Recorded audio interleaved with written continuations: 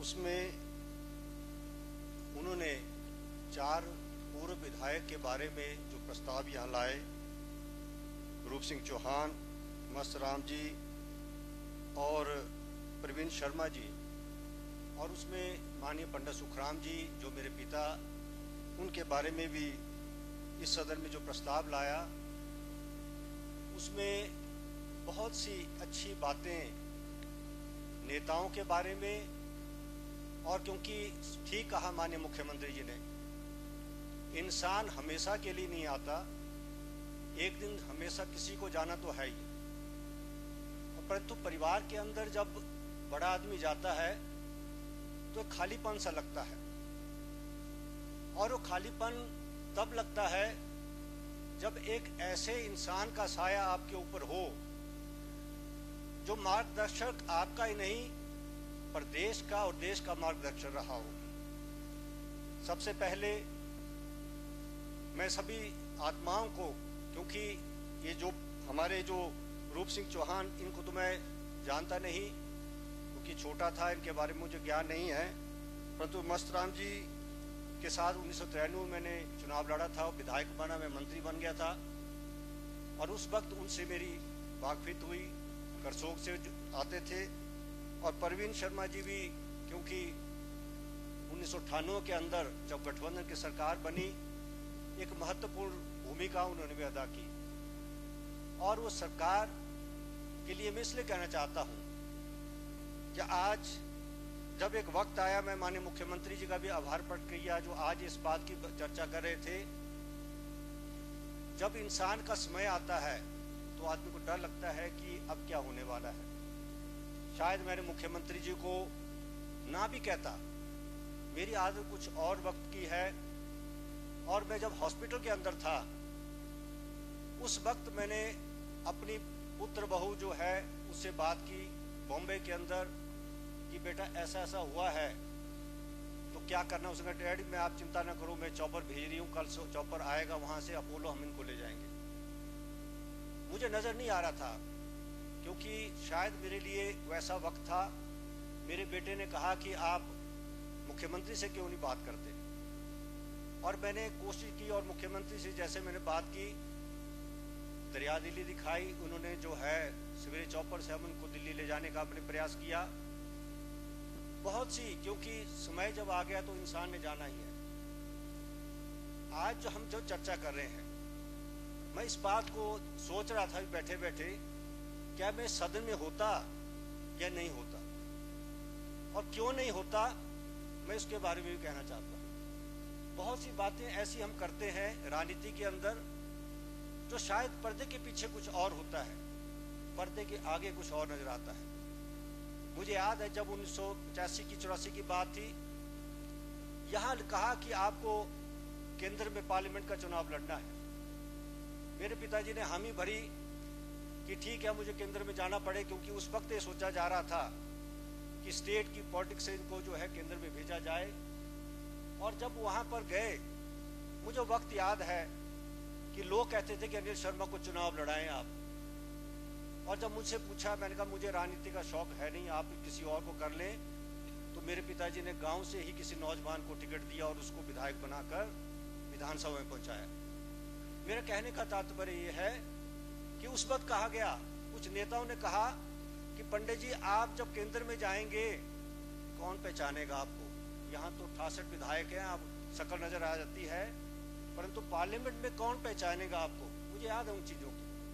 और मैं हिमाचल भवन के अंदर हम रहा करते थे, और एक छोटी सी मारुति मेरे पास होती थी, और राष्ट्रपति से जब वहाँ से फ़ोन आया कि पंडित जी आप ओथ के लिए आए, और मुझे राष्ट्रपति का रास्ता पता नहीं था कि राष्ट्रपति जाना कहाँ से, उस रास्ते का पता नहीं था। मारुति कार में मैं और मेरे पिताजी दोनों हम गए, और ढूंढते ढूंढते राष्ट्रपति के अंदर भवन में पहुँचे, और डिफेंस मिनिस्टर का जो उनको जो है विभाग देना था, तो मेरे पिताजी बाहर भेजा मेरे को, मैं ड्राइवर तो खुद ही था, कहते बेटा तू चले जा, अब सरकारी गाड़ी में आऊँगा मैं। वक्त का पता नहीं लगता राजनीति के अंदर। मैं ये कहने चाहता हूँ, जब उन्होंने 1962 में चुनाव लड़ा, 62 में कांग्रेस के खिलाफ चुनाव लड़ना उस वक्त एक बहुत बड़ी चुनौती थी कि कांग्रेस के खिलाफ चुनाव लड़ना शेर का निशान था उनका, और शेर की तरह निशान का मतलब शेर की तरह लड़ते रहे हो। यदि दुश्मनी की तो लड़के की दुश्मनी की, यदि दोस्ती निभाई तो उनकी दोस्ती की तरफ से बढ़ते रहे। और मुझे याद है 1993 के अंदर, मैं सदन का समय इसलिए ले रहा हूं कि आज हम उनके बारे में चर्चा कर रहे हैं। बहुत सी चीजें ऐसी है जिसके बारे में 1993 में मुझे जो है 2 दिन पहले, चुनाव से 2 दिन पहले मुझे कहा, बेटा तुमने चुनाव लड़ना है। मैं कहा पिताजी मुझे तो भाषण देना नहीं आता, कभी आपने राजनीति के अंदर मुझे नहीं ले गए आप, तो कहां से मैं चुनाव लड़ूंगा। और मैंने कहा, मुझे बैठ गया, मैंने कहा मैं चुनाव नहीं लड़ूंगा। मुझे याद है जब मैं सरकारी नौकरी करता था, मैं इसलिए बता रहा हूं सदन को कि राजनेताओं के बच्चों के ऊपर ये क्या दबाव होता है। और मुझे मालूम है कि जब मैं यहाँ से निकला, नौकरी करता था डेयरी डिपार्टमेंट में, तो रात को पुलिस वाले ने मेरा चालान कर दिया जब मैं मुख्यमंत्री के निवास से अपने बेंगलुरु की तरफ जा रहा था, और चालान कर दिया। और जब पुलिस को मैंने कहा पिताजी मेरा ऐसे चालान होगा कि बेटा गलती की तैने, इसलिए पैदल मैंने जो है टूटू तक पैदल गया, मैंने कोई स्कूटर नहीं, मेरे बाप ने जो वहां से लीज किया। ये नेताओं की बात करना चाहता हूँ। और इसलिए मुझे इस बात का था कि मेरे पिताजी ने कहा कि बेटा कभी अपनी पावर का इस्तेमाल मत करो, गलत इस्तेमाल मत करो, और मैंने वही चीज रखी। और वो 1993 के अंदर जब मैं चुनाव लड़ने के लिए गया तो वहां पर विरोध हो रहा था, तो मैं कहा मैं जो चुनाव नहीं लड़ना, मैंने आप क्यों इस विरोध के बीच में चुनाव लड़ने की बात है। परंतु लोगों के विरोध के बाद उस मैंने कहा, शेर थे, कहता बेटा खड़े रहे, तू बैठे रहे यहाँ पर, मैं देखता हूँ। और मैं चुनाव उनसे ज्यादा मतों से जीत कर जो है विधानसभा में पहुंचा। और यही कारण मैं कहता हूँ नेताओं के अंदर सोच क्या होनी चाहिए। सबसे बड़ी बात मैं इस सदन को इसलिए बताना चाहता हूँ, मेरे 2 गुरु रहे, एक मेरे पिताजी मेरे गुरु रहे, एक राजा वीरभद्र सिंह जी गुरु रहे। 2 नेताओं के बीच में मैंने जो है अपनी राजनीति का काम शुरू किया। अनथक थे वो काम करने के लिए। मैं उनको राजनीति के अंदर इसलिए कहना चाहता हूँ, मेरे पिताजी ने यदि 96 साल की उम्र पैदा की है, चुनौतियों के बाद कौन सी चुनौती थी, किसी राजनेता के पास ऐसी चुनौती नहीं आती है। यदि कर्म सिंह से लड़े होंगे तो कर्म सिंह से भी ठोका, क्योंकि वो जिला के चुनाव ये बात थी। और उसके बाद भी उन्होंने जो राजनीति के अंदर जिस तरीके से उन्होंने मेरे को भी कहा कि बेटा यदि वक्त कैसा होता है इंसान के पास, आज मुख्यमंत्री जी के पास वक्त है, किसी मंत्री के पास वक्त है, उन्हें कहा कि पावर कभी मिलती है, उस पावर का इस्तेमाल करो, काम करो, लोगों के काम करो कि पहचान बन जाए। और वही चीज मैं आपको इस सदन में इसलिए कहना चाहता हूं कि जब वो पहली बार जब वो मंत्री बने, फाइनेंस और पीडब्ल्यूडी विभाग उनको मिला, और उस वक्त की हालत क्या थी हिमाचल की, क्या किसी ने सोचा है? बहुत से लोग हैं जिन्होंने इस बात को नहीं सोचा। हम मंडी से शिमला 2 दिन के अंदर पहुंचते थे, रास्ते नहीं हुआ करते थे, सड़कें नहीं हुआ करते थी, पानी और बिजली की तो दूर की बात है। यह हिमाचल की हालत थी। उस वक्त विकास करना बहुत बड़ी चुनौती थी। आज तो हम बड़ी बड़ी बातें करते हैं कि क्या किया, पूर्व में क्या किया, ना पैसा होता था, ना मशीनरी होती थी। और मुझे याद है कि मेरे पिताजी जब गांव में जाते, ट्राइबल क्षेत्रों में जाते थे, हम 2 महीने के बाद जब वो लाहौल स्पीति किन्नौर से आते थे, फटे हो मुंह होते थे उनके, और फोटो देखते थे उनके कि वो किस तरीके से, कैसे सड़कों के ऊपर कैसे पैदल चलकर जो है वो हिमाचल की कंदराओं में पहुंचते थे। ये है वक्त देखा हुआ पूरा मुख्यमंत्री और राजा पंडित सुखराम जी और डॉक्टर वाई परमार ने। ये कांग्रेस की इस वक्त की बात मैं इसलिए कहना चाहता हूँ, कुछ बातों को मैं इसलिए स्टेट करना चाहता हूँ कि ठीक है 1998 का समय आया और हमारे यहाँ पर महेंद्र सिंह जी ने इस बात को कहा। कुछ बातों को मैं इसलिए कहना चाहता हूँ, ये वक्त था यदि हमारे पर भी विपदा आई, हम घर बैठ गए, हम घर बैठे थे, मेरे पिताजी घर बैठे थे। हमने कहा अब जनता के बीच में जाने का मौका नहीं, हम जनता के बीच में नहीं जाएंगे। पर कुछ टाइम के मेरे पिताजी उठे, कहते बेटा चल। मैं कहा नहीं अब नहीं जाएंगे, मैं नहीं जाऊंगा, अब ये राजनीति खत्म है हमारी। कहते मैंने काम किए हैं, यदि मैंने काम किए तो जनता मुझे फिर याद करेगी, मुझे शब्द याद है। और उसलिए उन्होंने जब हम गांव में निकलना शुरू हुए, ढोल नगाड़े से लोग भूल गए कि इनके ऊपर क्या इल्जाम था, लोग चल पड़े। और महेंद्र सिंह जी उसके साथ हम जो साथ चले, हमने एक चुनौती पैदा कर दी। और उस वक्त भी जब हमने भारतीय जनता पार्टी की सरकार बनाई, उस वक्त भी यदि हम भारतीय जनता पार्टी की सरकार, जब हमने प्रेम कुमार धूमल जी को याद होगा बहुत से लोग, मेरे ख्याल बहुत से लोग उस वक्त थे, राजा वीरभद्र सिंह जी को गोद दे दी गई। मैंने फोन किया धूमल जी को, मैं कहा धूमल जी निकल जाओ, भाग जाओ यहाँ से। कहते क्या बात है? मैं कहा निकल जाओ, अभी सरकार आपकी नहीं बनेगी। मैं मोबाइल के माध्यम से बात करता रहा कि 1993 के अंदर, मुझे मालूम है कि 1993 के अंदर कैसे कैसे हमने यहाँ सरकार बनाने के लिए जद्दोजहद की थी। मुझे मालूम था कि यदि यहाँ पर शिमला में पहुंच जाएंगे विधायक तो सरकार नहीं बनेगी। और ये पहली बार हुआ कि चुने हुए विधायकों को भारतीय जनता पार्टी में शामिल करने, लोग कहते मास्टर स्ट्रोक। ये भी मास्टर स्ट्रोक किसने माना? जब मुझे किसी पत्रकार का फोन आया, उन्होंने कहा कि आप शिमला नहीं पहुंच सकते। मैंने क्यों नहीं पहुंच सकते? विधायक हमारे साथ है। कहते गलती मत करना आपने, और गलती ऐसे करेंगे तो शिमला पहुंच गए तो दोनों विधायक भी जाएंगे। हमने भारतीय जनता पार्टी में शामिल कर दिया उनको। हमने सरकार 5 साल के लिए बनाने का बात की थी, उनको उसमें शामिल करके जो है हमने उसमें बात की। मुझे याद है कि पार्लियामेंट के अंदर मैडम जी आए, सोनिया गांधी जी परे से आए, हम बैठे हुए थे। भारद्वाज जी इस बात को करते कि पार्लियामेंट में पंडित जी को बहुत लोग घेर के रखते थे। मैडम आए उधर, सोनिया गांधी जी, उनका पंडित जी आपने गलत किया। डैडी ने कहा, क्योंकि मैं देखा ऐसे करके बात करते थे हमेशा, उंगली उठाना उनको पता नहीं, कई बार में बोलता है डैडी आप उंगली ना उठाया करें, परंतु उनकी अपनी बात थी करें उनकी। कहता मैडम मैंने कहा था कि मैं सपोर्ट करूंगा, माइनस करूंगा, आपने माइनस नहीं किया, मैंने नहीं किया। और ये बात मैं इसलिए कहना चाहता हूं कि आज हमारे बीच में नहीं है, उनकी आत्मा जहां भी है। जब एक बेटा उनका मंत्री है, और मंत्री, जब मैं ये भी बात मैं सदन के सामने इसलिए कहना चाहता हूं, उन्होंने किए, जब मैं भारतीय जनता पार्टी में शामिल हुआ, वो मेरे पिताजी को पता नहीं था, ना वो जानते थे इस बारे में कि मैं भारतीय जनता पार्टी में शामिल होने जा रहा है। वो मेरे बेटे ने कहा कि मेरे दादा के साथ ऐसा हुआ है। एक मन की बात थी कि मेरे बाप के साथ यदि हुआ तो मैं नहीं इस बात में टिकता हूँ। मैं निकल गया और मैंने अपने पिताजी को नहीं बताया कि मैं भारतीय जनता पार्टी में जाने वाला हूँ। मैं और मेरा बेटा गया, पर मैं आभारी हूँ अपने पिताजी ने कभी ये बात मुंह से नहीं निकाली, कभी नहीं कहा उन्होंने कि मैंने जो है ये बड़ी बात जो है मेरे बच्चों ने की है। और हम गठबंधन सरकार में पहुंचे। आज भी गठबंधन सरकार के अंदर मुझे इस बात की परेशानी नहीं है, खुशी भी इस बात की है कि मेरे पिताजी गए तो कांग्रेस के रूप में गए। अंत में उन्होंने कांग्रेस की जो अपने ऊपर, क्योंकि वो कभी भी नहीं चाहते थे, यदि उन्होंने फैसला लिया होगा तो शायद इसलिए फैसला लिया होगा कि उन्होंने पोता, और पोता कमजोरी भी हो सकती, बेटा कमजोरी नहीं थी, पोता कमजोरी हो सकती थी उनकी, और कहते थे कि बेटा तू नहीं इसको ले जा पाएगा, मैं ले जाऊंगा इसको। हो सकता था उनकी अपनी सोच हो सकती थी। मैं एक बात अपने सदन के सदस्यों के सामने जरूर रखना चाहता हूँ। आज मैं बहुत कम बोलता हूँ विधानसभा के अंदर, परंतु मैं एक बात जरूर करना चाहता हूँ। हमें नेताओं से सीखने की जरूरत क्या है। जब मेरे पिताजी जो है, जिनके पास डेयरी का महकमा आया, उसमें इकट्ठे महकमे हो गए थे, एग्रीकल्चर, हॉर्टिकल्चर, एनिमल हस्बेंड्री, सभी महकमे होते थे। जब वो गए, यहाँ से गए और जर्मनी जाके जब उन्होंने देखा कि जर्मनी में हमारे लोगों के पास रोजगार नहीं थी, सड़कें नहीं थी, बिजली पानी दूर की बात थी, उन्होंने वहाँ से जर्मन नस्ल ला के, हॉल्स्टीन जर्सी लाकर, यहाँ से आज भी आप जाइए, रामपुर में जाइए, आनी में जाइए, कुल्लू में जाइए, मंडी में जाइए, आज रोजगार अभी भी लोगों के पास, वो दूध से रोजगार पैदा करते हैं लोग। क्यों करते हैं? बागवानी भी है। और ये कि एक रास्ता उन्होंने ऐसा किया, उन्हें मुझे ठेकेदार नहीं बनाया। आजकल विधायक बनते हैं या मंत्री बनते हैं, पहले बेटा जो है ठेकेदार बनता है, या कोई ना मेरे बेटे को बनाया ना मुझे बनाया, हमें ठेकेदार नहीं बनाया। हमें कहते थे बेटा काम करो।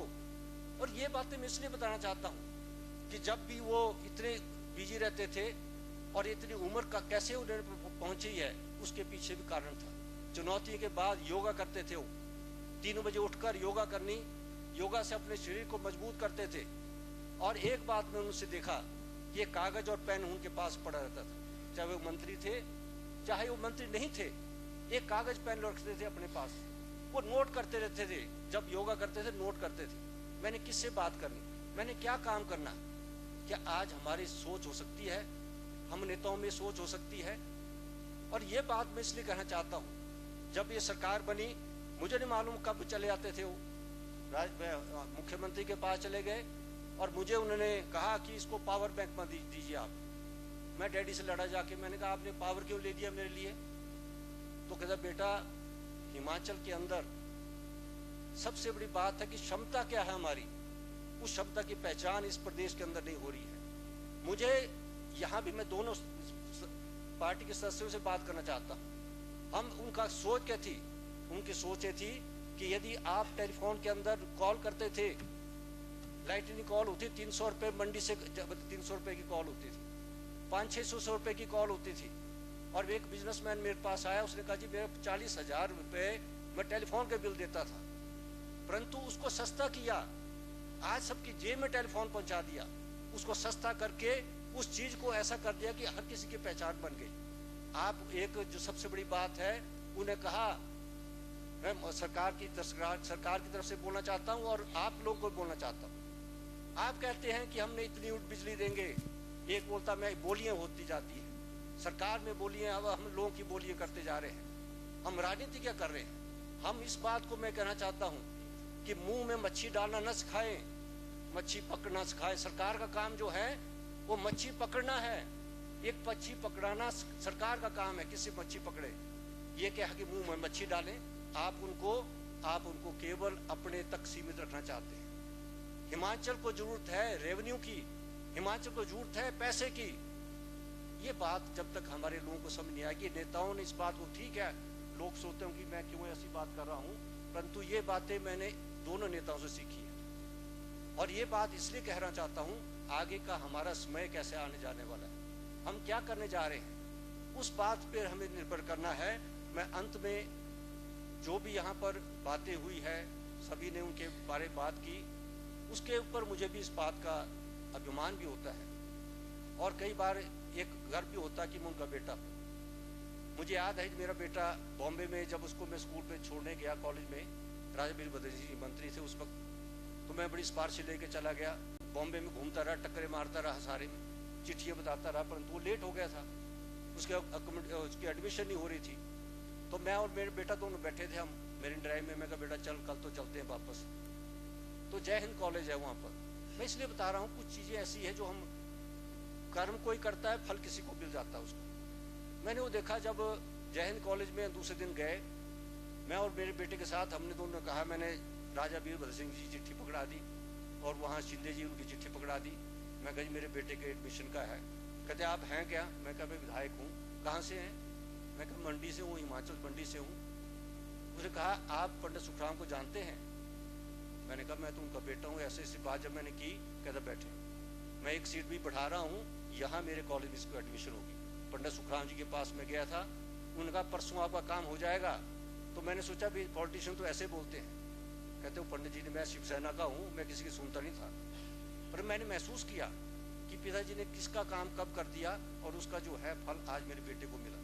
ये चीज़ें मैं इसलिए कह रहा हूँ, राजनीति के अंदर हमें सबको वक्त मिला है, सबको वक्त मिला है, हम लोग सेवा कर रहे हैं, लोगों की सेवा कर रहे हैं, परंतु पहचान राजनीति के अंदर तभी बनती है निस्वभाव से। क्योंकि मेरे पिताजी ने कभी किसी को नहीं कहा किस पार्टी से आए हो, कहाँ से आए हो, और हिमाचली उनके दिल में रहते हैं हिमाचली। और मंत्री यदि ये सभी जानते हैं कि जब पंडित जी के पास कोई गया हिमाचली मंडी या किसी हिमाचल से, तो उसको पहले बुलाते थे, अधिकारी और कर्मचारी बाहर बैठे रहते थे, क्योंकि वो चाहते थे कि इतनी दूर से कोई आया तो कोई जरूर काम लेके आया। तो अंत में सभी आत्माओं का मैं, जो यहाँ पर जो हमारे बीच में नहीं है, उनको भगवान अपने चरणों में जगह दे। और जो भी आज सदन में मेरे पिताजी के बारे में कहा, मैं सभी सदनों, सभी विधायकों का आभारी हूँ। और माननीय मुख्यमंत्री जी का जो इन संवेदनाएँ प्रकट की, हमारे मुकेश अग्निहोत्री जी का और सभी सदस्यों का, क्योंकि राजनीति में सीख लेकर हमने चलना है। और मुझे कई बार बोलते हैं कि आप कहाँ जाएंगे, क्या करेंगे, जाने और न जाने की बातें जो है जनता के ऊपर बात होती है। मैंने कभी सोचा नहीं कि मैं यहाँ तक पहुँच जाऊँगा, और आगे भी नहीं सोचता। काम पे अपना रखें, लोग अपने आप ले जाते हैं। मैंने कहा कि मैंने कांग्रेस से भी लड़ा, भाजपा से लड़ा, HVC से लड़े, महेंद्र सिंह जी की तरह हम कई पार्टियों से लड़ते हैं, पर बात यह है कि ये भी निकलते हैं क्योंकि लोगों के काम करते हैं। और इनके साथ तो मैंने बड़ा अच्छा टाइम हमने काटा हुआ है, दोनों इकट्ठे, ड्राइवर में होता था, साथ ही होते थे हम दोनों, एक पार्टी खड़ी कर दी तो काम के ऊपर पार्टी भी खड़ी हो जाती थी। जो आपने कहा कि काम किया है तो उससे का पार्टी भी खड़ी। अंत में अध्यक्ष जी आपका मैं, क्योंकि समय ज़्यादा ले लिया, मैं चाहता था कि उनकी बातें कुछ ऐसी थी जो लोग कुछ और इस बात को कहते थे कि शायद पंडित जी ने किया, तो उसको स्पष्टीकरण करना मैंने इसलिए चाहा कि राजनीति में डर के इसलिए नहीं करता हूँ कि हर चीज़ को पता होना चाहिए। क्या लड़ाई भी लड़ी तो लड़ के लड़िए, और आगे भी क्या हम राजनीति में परिवार की तरह हैं और इस प्रदेश को आगे ले जाएं, यही सपना क्योंकि मेरे पिताजी का रहा। और इसी सपने के साथ में एक बात मैं अंत में जरूर कहूँगा मुख्यमंत्री जी, अध्यक्ष जी, आपके बाद जब ये पावर प्रोजेक्ट का जब मुझे दिया गया विभाग, अब एक पंप स्टोरेज की बात निकली। मैं आपसे इसलिए शेयर कर रहा हूँ कि वो कोई साइंटिस्ट नहीं थे, वो लोगों के से चर्चा करते थे। मैं उनका काम करने का तरीका देखा, महेंद्र सिंह जी भी जानते इस बात को। वो लोगों के बीच में बैठते थे, बात करते थे, उनसे कुछ ग्राफ करते थे। और जब मैं मंत्री बन के पावर मिनिस्टर बना तो मुझे कहा, बेटा एक बात मैंने जैसे करनी है। मैंने कहा हाँ बताइए आप क्या करना। कहते मैंने पानी उठाना ऊपर, और पानी को उठाकर ऊपर उस पानी से मैंने बिजली भी पैदा करनी, इरिगेशन भी करनी मैंने, और पानी के जो हमारे इतने 500-600 करोड़ रुपए हम बिजली का देते हैं उठाने के लिए, ये तीनों चीज़ों के ऊपर एक से काम करना चाहता हूँ। मैंने ये विभाग के सामने बात रखी, प्रस्ताव रखा, विभाग को कहा कि इसको देखें आप, कि मेरे पिताजी को पता नहीं कहाँ से बात आई। और जब मैं गया पावर सेक्टर मिनिस्टर के होने के रूप में, जब मैं गया, जब प्रोजेक्टों में गया तो मैंने देखा कभी 90 पैसे बिजली बिक रही है, कभी 9 रुपये बिक रही है, कभी आपकी जो बिजली की इतनी हमारी खपत के ऊपर डिपेंड करता था। तब मैंने महसूस किया कि मेरे पिताजी की सोच कहती कि 90 पैसे जब बिजली है हमें पैदा करनी पड़ती, कि स्टोरेज हमारी रिजर्वायर जो भर चुके हैं हमें पैदा करनी पड़ती है, परंतु 90 पैसे पे जब आपकी होगी आप उठाएं उसको ऊपर, और जब 9 रुपये होगी आप उसे बिजली पैदा करें। अब ये बताएं, और आज भी मैं इसलिए कहना चाहता हूँ, अंत में जब वक्त मेरा और पिताजी का साथ था, जब हम बैठे थे तो कई बार बोलते बेटा मैंने कुछ करना है अभी भी। ये इतनी उम्र में होकर जो हिमाचल के अंदर ये बात सोचे कि मेरे दिमाग में कुछ और है, मुझे कुछ और करना चाहता, तो शायद ये ऐसे इंसान, ऐसी शख्सियत बहुत कम होती है। ये मैं कहना चाहता हूँ। राजनीति चलती रहती, राजनीति के अखाड़े में जब एक जो हम करते हैं वो तो हमारा दाव पेश की बात होती है, पर हमें इस समाज के लिए, इस प्रदेश के लिए करना है। मैं सभी सदस्यों से अनुरोध करूंगा कि हम इस तरफ जरूर बढ़ें। और अंत में अध्यक्ष जी आपका मैं दोबारा आभार प्रकट करता हूँ कि आपने मुझे इतना झेला और इतना समय आप मेरा आपने जो मैंने आप धन्यवाद।